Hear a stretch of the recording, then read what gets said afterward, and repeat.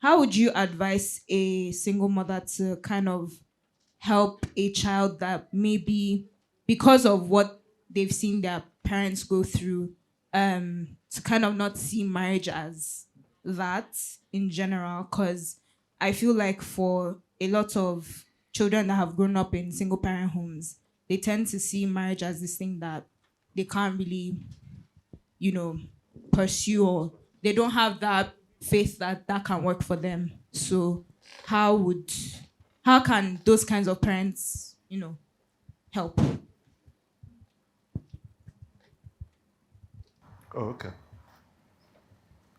Yes. Anyone? Yeah. Okay. I think the first thing I want to say is that I mean when marriage breaks up, I haven't experienced it, but knowing family and friends who have experienced it, I think that when marriage breaks up is always a big challenge for the people involved.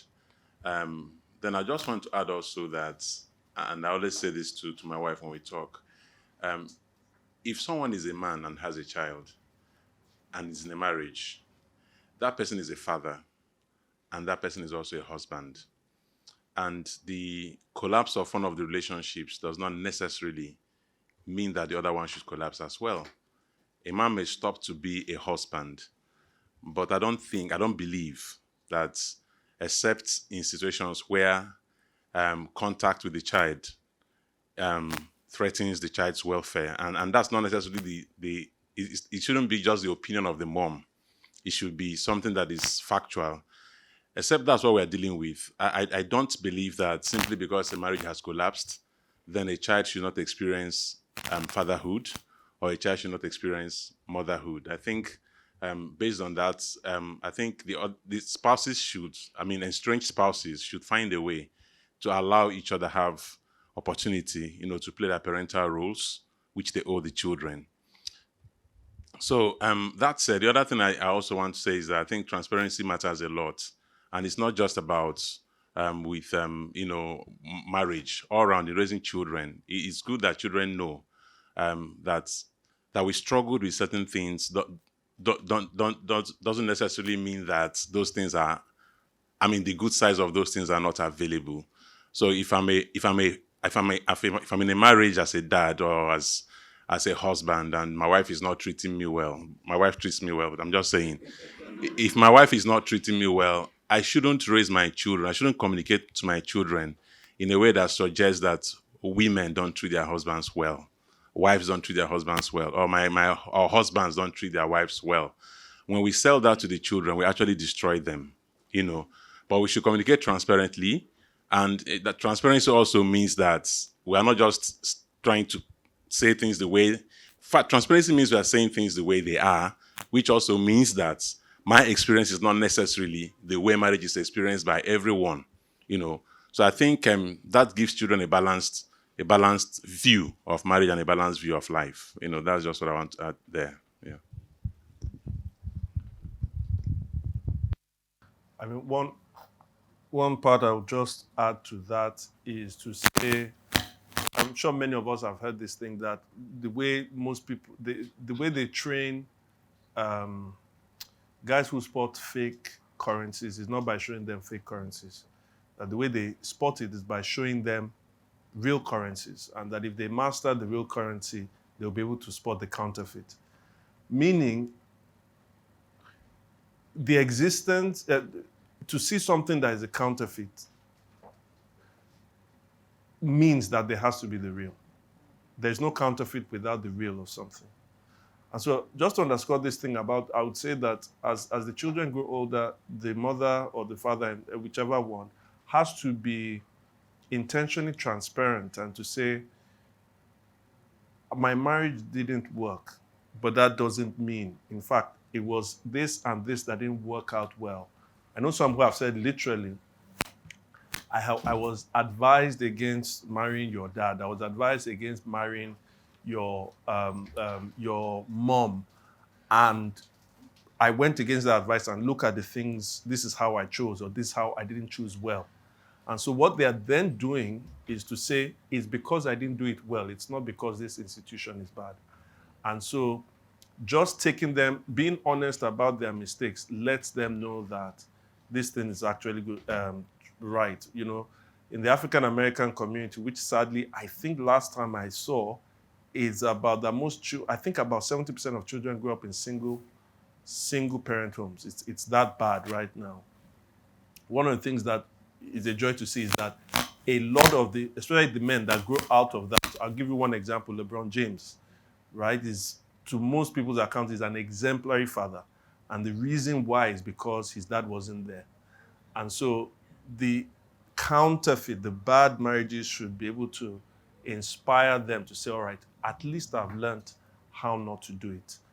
But I'm sure that there is a right way to do it. So.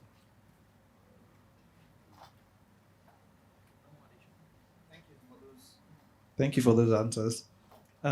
We have a question from Ruth and say on the WhatsApp. It says, "How do you create time for yourself and your partner in the midst of children, especially little ones?"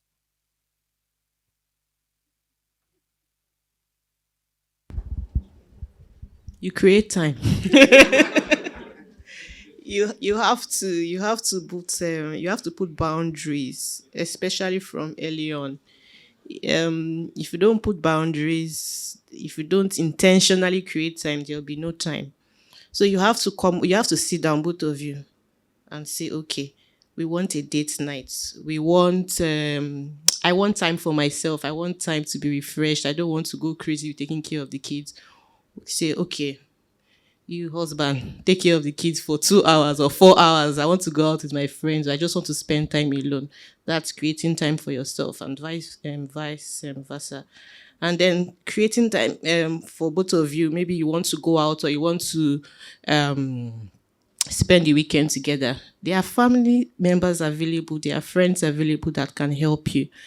I mean, the first time that we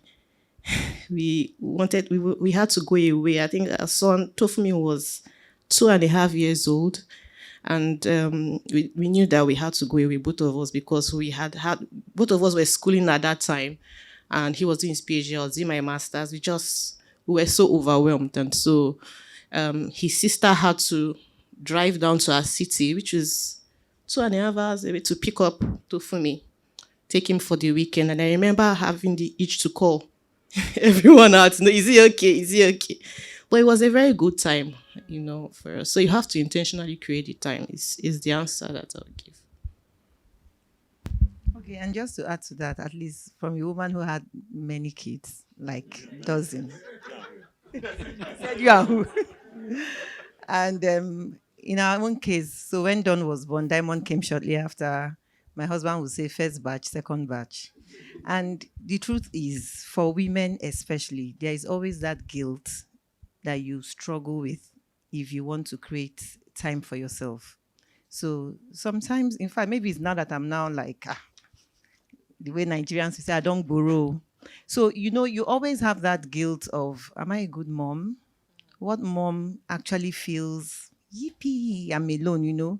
So, and then you have that emotion, you struggle, and all those things kind of weigh you down. But then it's important because you can have burnout.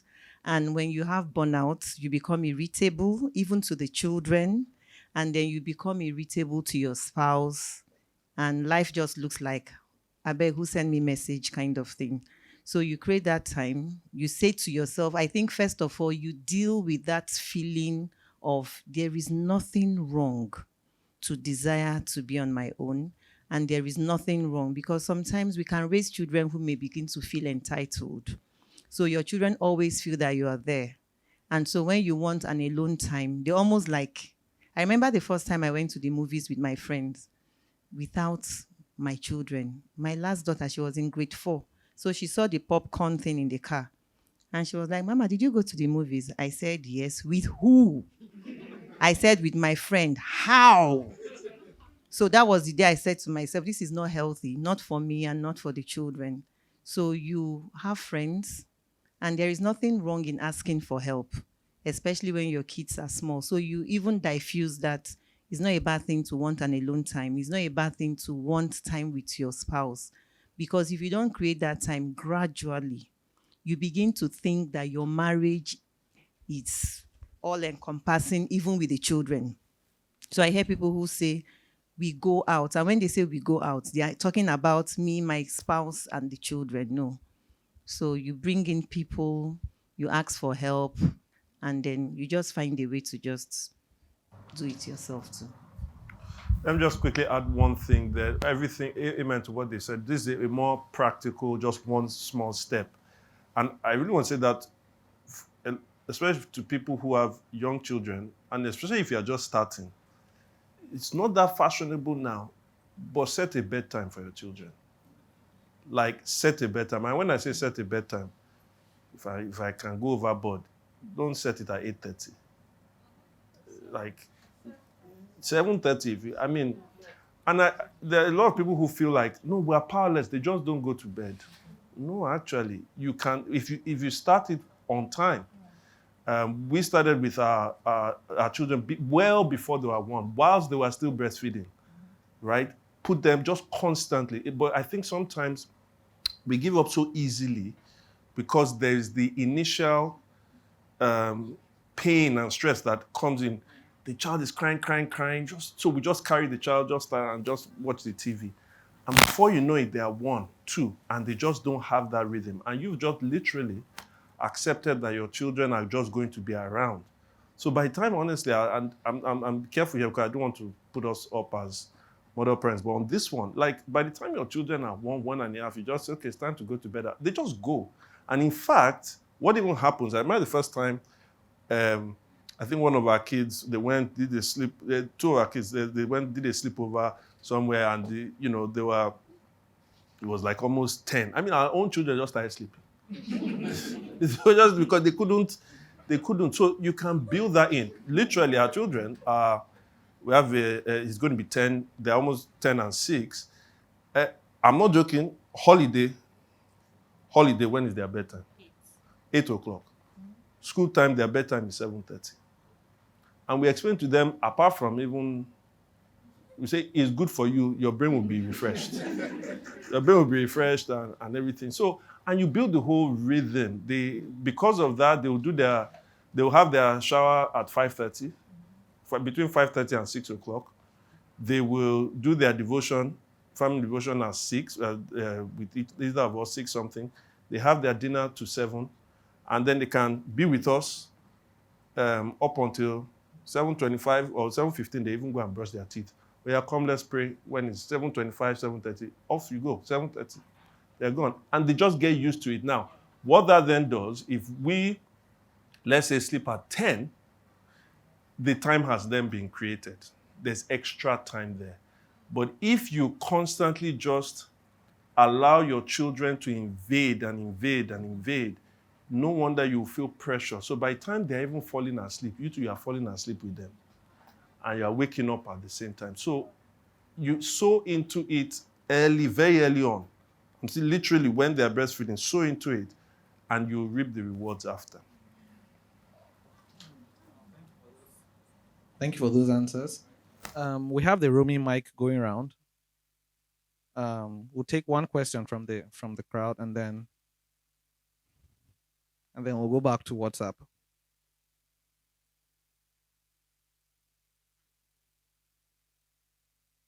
Both of them. Can we just take the 2 of them and then we can go? Okay. You mentioned prayer, process, and practice.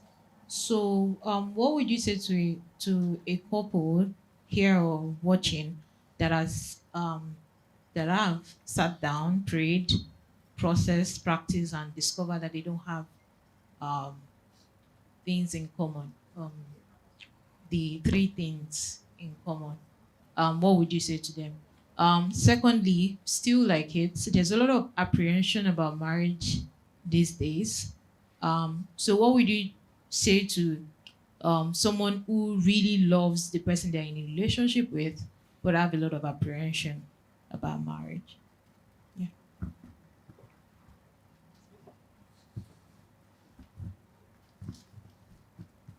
So as Christians, we submit ourselves sometimes to a way of living, a style of living, And sometimes in preparation for marriage, it doesn't give a lot of room to probably get to know a lot about the other human being. And my question is, how do you manage something you discover about your partner in marriage? Maybe Something something that you is don't not like. something negative. Okay. Yeah. Something like that. Oh.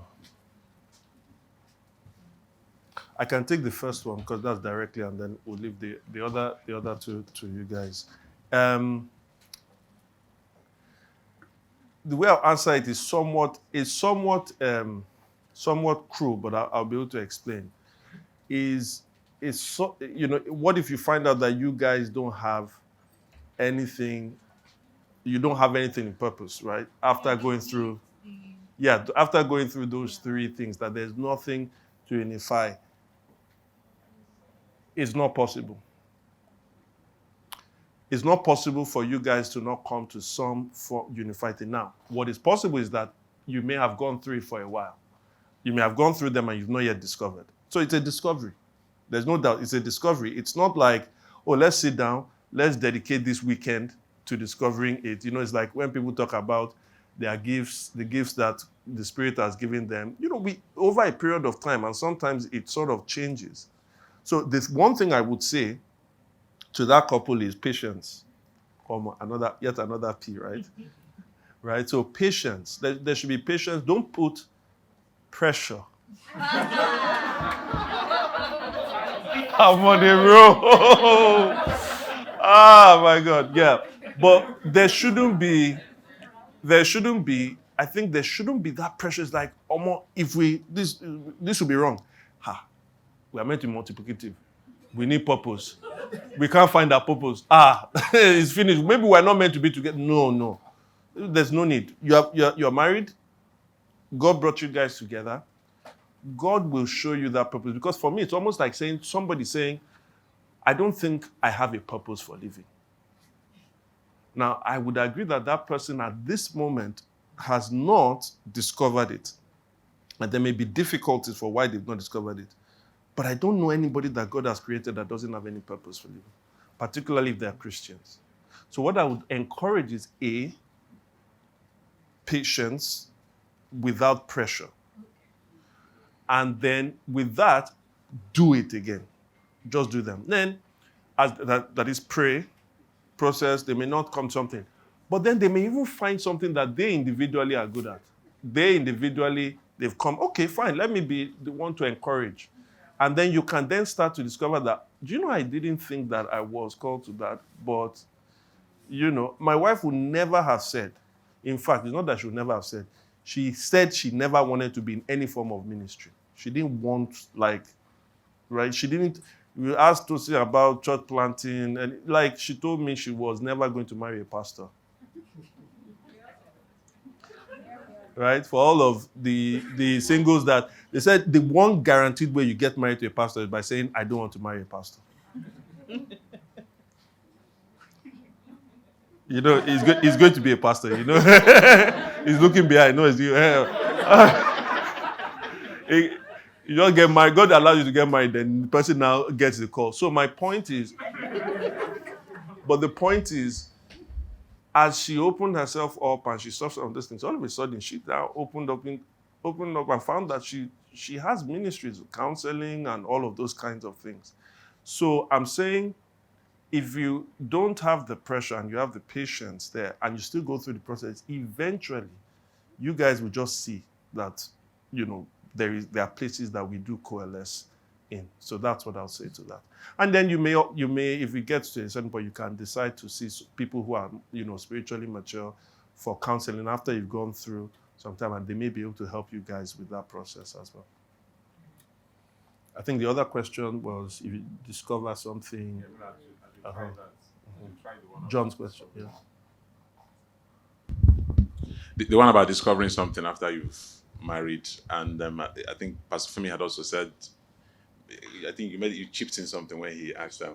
That negative, patience. That is, you discover something negative. Okay, yes. Maybe before I move into something negative, let me just say that my own experience taught me that no matter how much you think you know someone, when you marry them, you then get to really know them.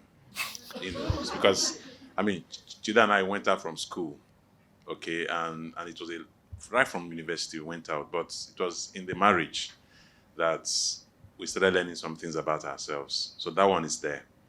Then that question of discovering something negative, I don't think this is my personal opinion, right? I don't think it's helpful for anybody to try to tell you what to do if you discover something negative. And I'll tell you why. I think it will only build your fear. It won't help your faith. And every time you look into the future, there are only one of two ways to look at the future, faith or fear. So when I'm trying to get into a relationship with someone and I'm worrying about what I may discover, I think I'm pandering to my fears. And quite frankly, I don't think it's helpful. It's as good as asking myself, what if I have an accident tomorrow and lose a limb? What if I lose my job? What if I die? There are so many negative things I can think about, but I don't pay attention to those things. So I think I would recommend that people should get into a relationship when the opportunity presents itself. People should listen to their heart. People should follow, some of the things that you've learned in church, things you've read in books, things you've seen in the Bible. But while going through all that, your relationship is not still different from your life of faith, And if you sit still, I have friends, people I started life with. We got our jobs at the same time. Up till now, they're not married. And the only reason, one of them still comes to my house. The last time he came to my house, Don was passing, and he looked at that and said, "Shay, don't even try it." I'm not about to be Ojukwu and Bianca. It's just not going to happen. So my point is that he has reasons, loads of reasons why he hasn't taken that bold step. There's one book we read in church. Quite frankly, I think I recommend that book. Just do it. The reason we dilly-dally around choices is because we have choices. Our grandfathers knew who they would marry. You are Mr. Okafor's son. We don't marry the Okekes. We marry the Okoronkwas. It's clear. They knew the jobs they will do. We are farmers. That place, that is your land, your portion of the land. The guy knew his life. He's not asking for the will of God. The reason we're asking for the will of God is because there is Cynthia, there is Oyibo, for those, there's black. People you have a myriad of choices. That's why you're thinking the will of God. And I'm not saying don't think the will of God. I'm just saying you need to sit back and ask yourself, what is playing a role here? Is your choices. The reason you don't know what job to take is because you have two jobs. If you have no job at all, and somebody calls you to come and take a job, you'll be praying for the will of God. You just go in and do the job. So sometimes we actually delay ourselves. I think that what makes a marriage successful, this is my personal opinion again, I think that what makes a marriage successful is more of the things you do in the marriage than the person you got married to. It's more of what you did, not because you got it right. Abraham's I hope I'm not taking Abraham's son Isaac married a wife that God found for him. That marriage was so bad that when the father is talking to his son, the wife is eavesdropping. Jezebel was a wicked woman, married a man. That marriage was so good that the husband is frowning. The wife is asking him, who is pissing you off? I'll fix it. So it's not really about who you marry sometimes, So my brother, that somebody just marry the person. Leave all this. Once you are ready and she's ready, marry the person. Leave all these fears. And okay, let me just add.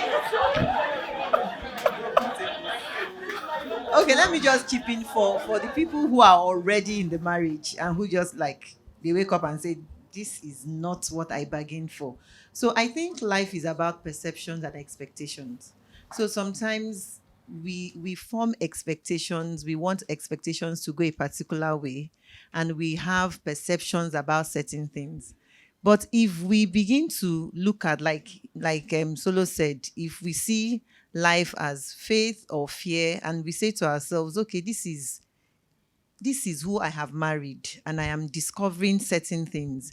The first thing I should be asking myself, is this is this my expectation, as in personal expectation? Is it getting in the way? Is it making me maybe unrealistic or immature? You know, a lot of us read Mills and Boone when we were growing. So we had an idea of, you know, the kind of everything just seemed like fiction.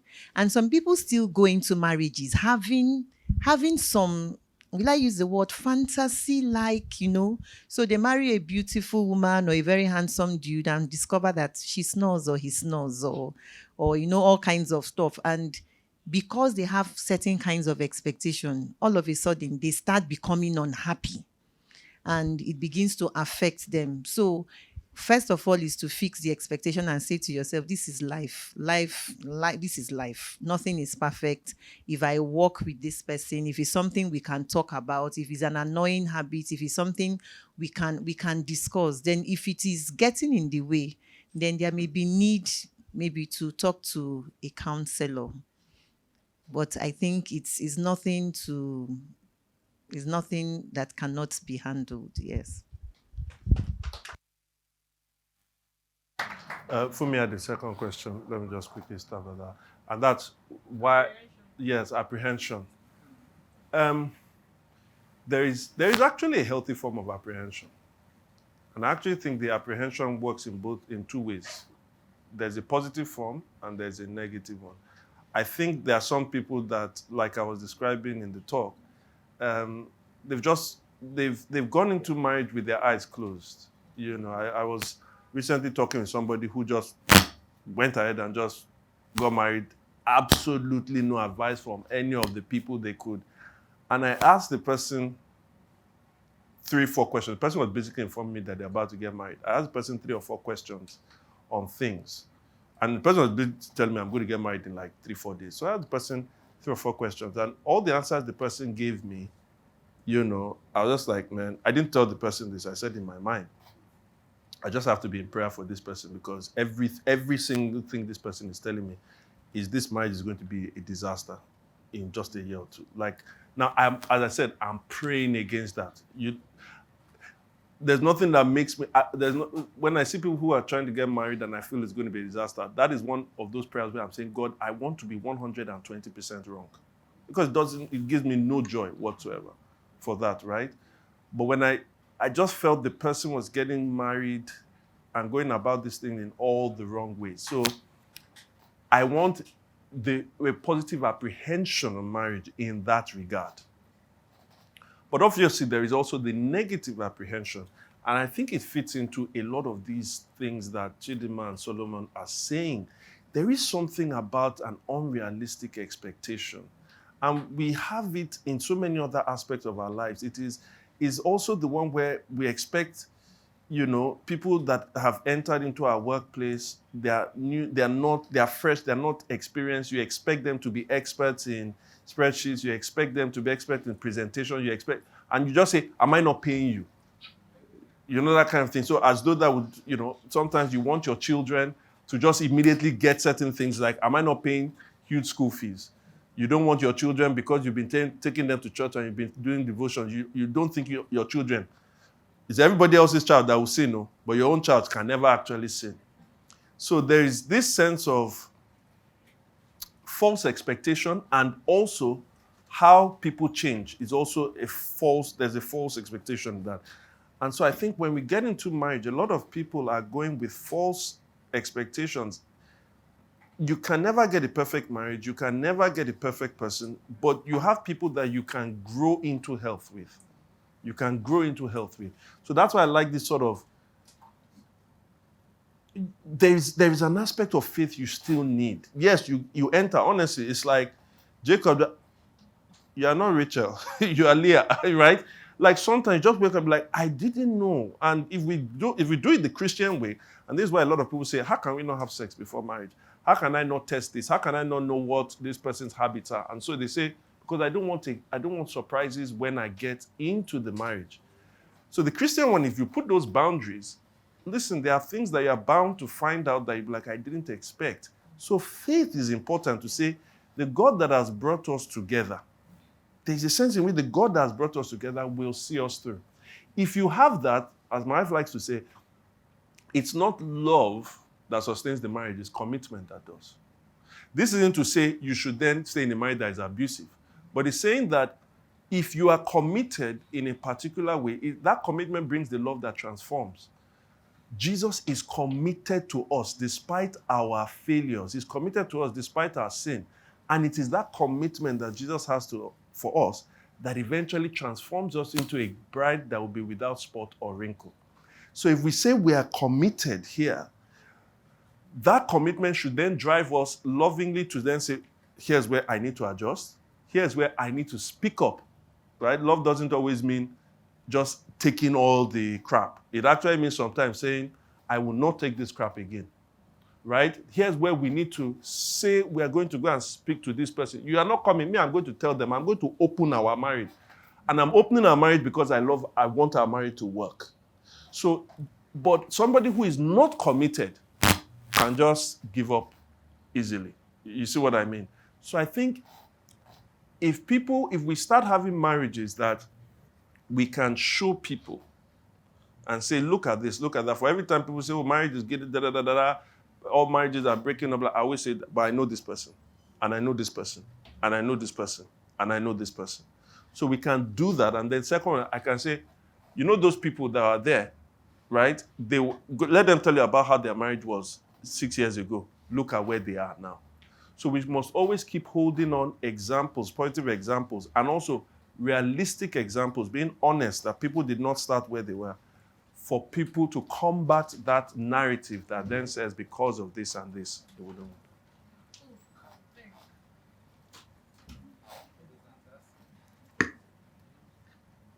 So the next question is coming again from our WhatsApp, and it's coming from an anonymous person. It says, how do you maintain the energy between spouses to avoid boredom and all? Anonymous.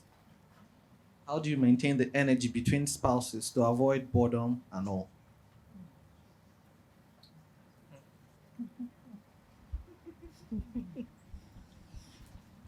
How do I even answer this now? When I was a single person, I was very suspicious about marriage because I thought probably after the first 1 or 2 years, I was telling someone this a few days ago that I'd basically sentenced my life I sentenced myself to a life of boredom or a marriage of boredom. I was like, I don't think any good thing can come out of marriage, really. I mean, what is there to do? Just raise up kids and then just live a boring life. But I think it's intentionality, really. Part of what Femi was saying in his talk was, looking for, is it common gifts? And looking for the things, common passions, the things that brought you together in the first place. And then working on those things. Watch movies together. Look for the things that you love to do together. I don't know how else to. Okay, I think to just add to what, to a large extent, like you said, intentionality. So people think that because we fell in love with each other, we are crazy about each other, that if you just do nothing, and because maybe you heard a voice from heaven saying, this is your beloved husband, marry. So you think that if you do nothing, it just flows. So you have to just be intentional. You have to be deliberate. Marriage is hard work. It is not the hard work from the angle of, because sometimes when people paint marriage, they almost paint it to seem like you are going to sentence yourself to death. Like it was on Sunday. We're driving from church and I saw this billboard from a church and it says, you can be happy in your marriage. And so I said to Sol, I'm like, is that not a norm to be happy in your marriage? The other one should be, don't be unhappy in your marriage. And then he says to me, he said, babe, see, the norm now is that people are unhappy. So the abnormal one is for people to be happy. So I think and then, especially in the church, you hear things like pray against the spirit of divorce, pray against the spirit. So there is always one spirit, that is attacking marriages. But I think is the fact that if couples are not careful, they can actually drift. They can drift apart, and oftentimes it can be very subtle. So it may not be because there is a major problem, but maybe they are fighting. Some couples don't fight, but that doesn't mean they are intimate. So they just drift gradually, they just become two roommates living together. So for the energy to be sustained, you have to be in each other's lives. But that doesn't mean you don't give room for space. Because I still think it's unhealthy when couples think that because we are in love, my friend shall be your friend. What I like will be what you like. So if Solo likes Man U, I must love Man U. You may like your club and I may like mine. But the important thing is, if he really likes football, I may just begin to like football so that we can have shared passions, have shared things, be in each other's lives, talk, communicate, gist. Because gist does not have to be something serious. Oh, baby, sit down, let's plan the budget for 2022. Or where would the children? Gist can be as silly as gossip. And I think humor helps every marriage. When I was for me, a man that has a sense of humor, I think is maybe number 2 on my list. So my husband has it. Don't mind that he's always quiet in church. Number 1 is he has to have a good head on his shoulder.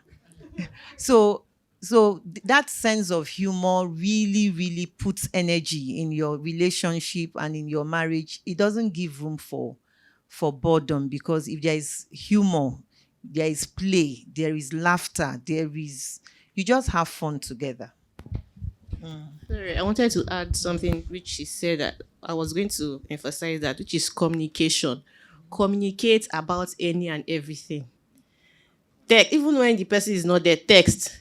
He can be in the living room, you are in the room, text, talk before you go to bed, just gist, gossip, communicate. It keeps the energy alive, really. That's just... I think I'm in 100% agreement. So I with, just wanted to okay. reemphasize that the Bible is against gossip. But we gossip a lot.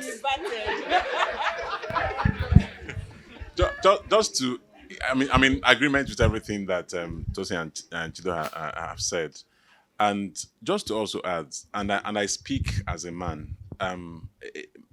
People go through phases in life, and sometimes I think that the fear of dislocating makes us embrace so much that we then destroy the relationship. We are afraid to dislocate, and then we hug so tight. And in hugging so tight, we strangle ourselves in that hug. So we have to create that sense of balance. People will go through phases. One time, Chido complained that I wasn't in school. I used to write a lot of love letters. It took me days to read them. Yeah, I'll spend weeks writing them. Then I'll post them. Songs of Solomon. Then, but I said to her, that was the only thing I had then. I had no money to give to you. So the only thing I had was telling you about the future, okay? But now the future is here, and I'm working to sustain that future. So don't expect those letters. So it comes back to the question of expectations. As people make turns in life, some things drop off, new things come in, and we must be willing to know that the people we've entered into relationships with are changing. Even our health will change. One of my favorite things is to have old friends. I have friends of 70, 65. And I go to them. Why? Because I'm going to end up where they are in a matter of years. So I can't speak for ladies or Chido, but the point is we are all changing.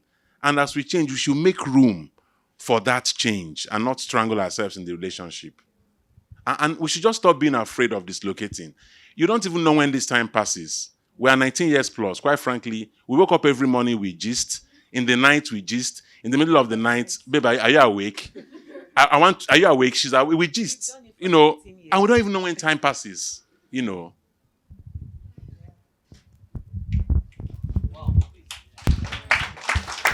Very, very, very incisive answers. And we have one more question to go. Just one more question. Please, one more question. She was pleading. So I think some of the questions have been answered really. So first, my question was, what do you say to somebody who wants to tick all the boxes, like before they get married, right? I mean, but that has already been answered because you can't really have any perfect marriage in the sense. But I think in the sense of finances, and they're like, I don't want to suffer. I don't want anybody to suffer me. So I want to really like it's true. I mean, so like I want to. I mean, I'm on the table of like let me get it all sorted and then can now. I don't know. I don't want to suffer last. That's what I mean. So what do you say? To from that perspective of finances. Yeah. You want to be a baby girl, have you? Baby girl for life. There are four things that are most important. These four things must be settled. To choose your life partner, to start off well in terms of your marriage, there are just four things, four questions. One, do you believe the same way? Are you both Christians? If one is a Christian and a Muslim should not get married. One house, please. That rebellious side. Don't think that because it's cold in here, there's fire that can come out from this. Elijah. These are the days. All right. So one, you must believe the same way. Two, you must believe in the same thing. And two, you must believe in the same thing the same way. Right?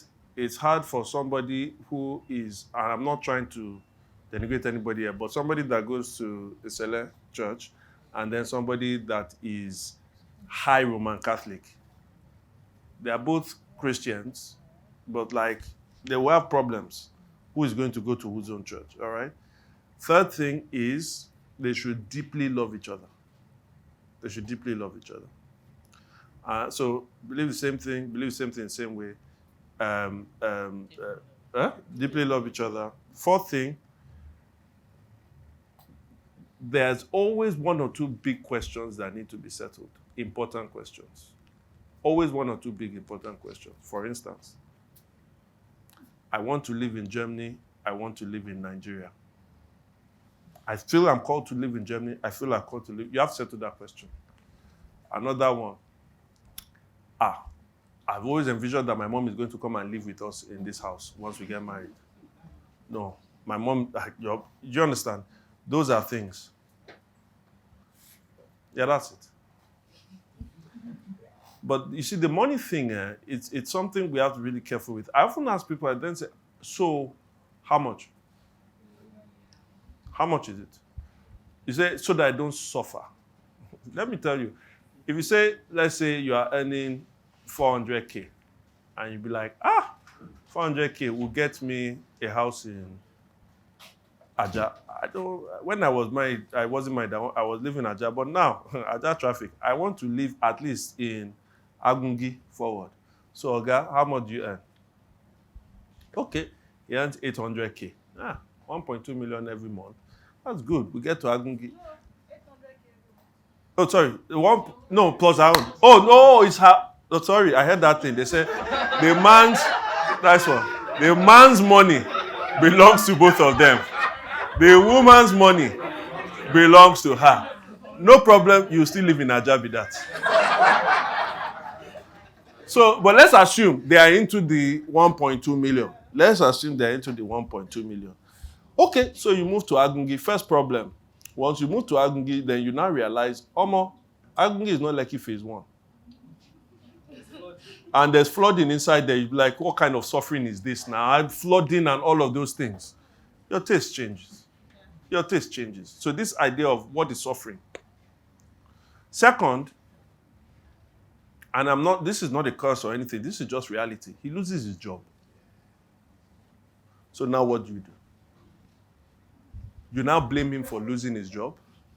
You now blame him and say, you have brought me to suffer, So it isn't, in some sense, it's not realistic. And then the third thing about assessing that stuff is this. We forgot that our help and our source comes from the Lord. it's now from someone's bank account not to suffer. And don't get me wrong, I am not trying to dismiss the place of money, finance, and all that. Me to suffer, I don't like to suffer. You understand? And at the same time, it's funny that Jesus puts a parable about how people use money, and says that if you don't know how to manage this world's resources, who shall give you a greater resources to manage? And it is in the sense of that parable, it says you cannot serve God and mammon. So on the one hand, he's saying, yes, there is an importance. And yet, with that importance, be careful that your heart doesn't slip into idolatry. And the way your heart doesn't slip into idolatry is to say that, no, God, you are my source. And if you are my source, then the person that I have seen in these categories that really do matter, I'm going to put my trust in you and go with that person. And how you were my source, you'll be that person's source, and both of us will be our source, and we will be happy irrespective. Right? My wife and I in a more comfortable position today, but it wasn't always like that. It really was always wasn't like, and you need to sit down with them to actually tell you their own story. It's a wonderful story. But honestly, I never thought, we weren't trying to make that decision based on that. Now, of course, as we then come together, and this is where I used to tell a lot of people who are hesitant, particularly guys, hesitant to get married. Why? Because they say we don't have this amount of money. They don't have that whole blessing thing I was talking about. It wasn't just because I was preaching or everything. I have seen it. I tell people, get married first and see whether there's no blessing that comes. I don't know how to explain it. But even he's speaking, he'll tell you, it's one of them. Like there's something that happens. I'm not trying to, it's not a promise, it's not a whatever, but people that are united, all of a sudden, you're able to work better, you're more focused. And somehow there's something that happens. Now again, it's not a guarantee, because I don't want you to get married because of that. Like, it's such a poor way of thinking. For one that are saying we don't want to suffer, it's a poor way of thinking. But again, once you come together, when you trust that it was that Lord that brought you together, then it's okay. We are now in your mercy. Help us. We were happy when we didn't have what we have, and we are still happy now. And by God's grace, if He takes some of it or all of it away, it's in His hands that we are in. I'm not saying that won't bring in some difficulty. It will bring in. But you see, Christians are the ones that should know that we can be happy in the midst of plenty or want. Paul says, I have learned the secret of contentment. I have learned how to abase or to abound. That's where our hearts should be. If we go down the road of trying to say, this guy doesn't have that much or something, right? And you go for the one that has. I have seen so many people, this is what Paul talks about in 1 Timothy 6, that talks about the love of money, and it says so many people have pierced themselves, right? Because of the love of money, they have entered into destructive ways. That should never be our portion. And finally, I'll just say this. I know one or two people, even in this church, honestly, like, I've even told some single people, I said, part of the reason why, I'm not saying this is the only reason, but I said part of the reason why you are single is that I've seen godly people, that real godly people, the kind of people that are answering the bigger questions, but they don't put on the right shirt. Their English is not as great in the way you want. He doesn't smell as good and everything. And that's why you keep going for the ones that have that profile, and you keep wondering why you're always heartbroken. Marry that one that isn't kidding, and then touch him up. Because I've seen people that have moved, and honestly, literally 4 times, their income went 4 times in 2 years. And now they are looking so good, and then the other ones are like, hey, how did we miss this one? Let our hearts be on God. He's our source, all right?